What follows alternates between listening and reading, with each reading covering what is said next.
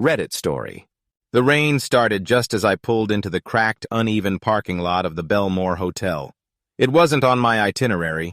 I hadn't even planned to stop for the night. But the endless miles of highway and a pounding headache made the glowing red vacancy sign look like salvation.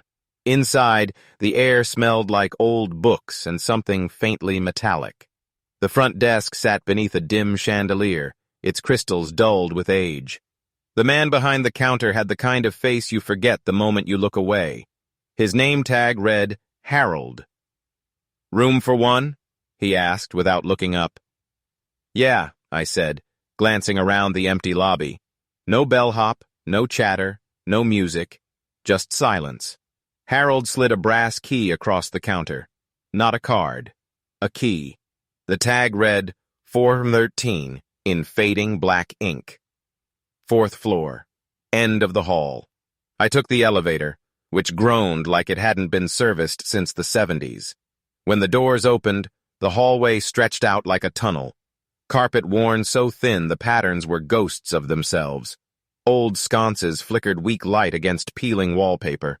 Room 413 was the last door on the left. I unlocked it, stepped inside, and let out a slow breath. The room smelled faintly of mildew, but everything looked fine. Bed made. Curtains drawn. A dusty TV sat on a wooden stand. There was even an old rotary phone on the nightstand, something I hadn't seen outside of movies. I tossed my bag on the chair and sat on the bed. Springs creaked under my weight. That's when I noticed the wallpaper near the window curling at the edges, peeling. I walked over and tugged gently at it. A small strip came off easily, revealing bare wall underneath, and something carved into it. Numbers. 413, 412. I stared for a long time. Was it some kind of joke? A leftover renovation note? I shrugged it off, though unease prickled at my skin. After a lukewarm shower, I crawled into bed and tried to sleep. The rain had stopped, but the silence was heavier than before. That's when I heard it. Tap, tap, tap. Soft, steady, coming from the wall behind the bed, the side that should have connected to room 412. I sat up, listening hard. The taps stopped. Then came a long, slow scratch, like fingernails dragging across plaster. I grabbed the phone and dialed 0. It rang twice before Harold's calm voice answered. "Front desk." "Yeah, hi," I whispered, glancing at the wall. There's someone in the next room. They're making noise." A pause. "Which room?" he asked. 412, I said. "Next to mine." Another pause, longer this time. Then his voice dropped, soft and flat. "Sir, there is no room 412. I gripped the phone tighter. "What do you mean there's no—" "There's 411 and 413, he said slowly. "No 412. There never was." A chill slid down my spine. "Well, there's something in that wall." "Stay in your room," Harold said. "Do not open the door." Click. He hung up. My hands were slick with sweat. I checked the hallway anyway, opened the door and stepped out.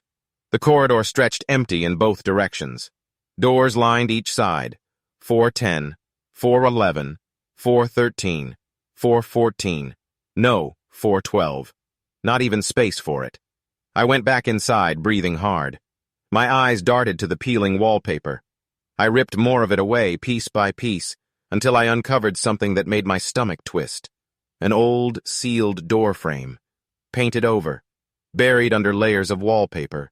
But definitely a door. And from the other side, a whisper. "Help me." I stumbled back so hard I hit the dresser.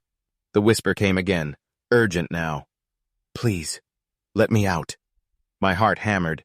I grabbed the phone again, but before I could dial, it rang. I froze, staring at it as it rattled against the nightstand. Slowly, I lifted the receiver to my ear. "Don't trust him," the voice hissed. It was faint, like it came from far away, but I could hear the desperation. "Harold. Don't trust Harold. He—" The line went dead. I stood there, shaking, trying to process what I'd just heard. Then came the sound, the sealed door behind me shuddering as if something was pushing from the other side. Soft at first, then harder. Bang, bang, bang. I backed toward the main door, fumbling for the knob. That's when the lights flickered and died, plunging the room into darkness. And from the blackness, a final whisper, so close it brushed my ear. "You shouldn't have come here."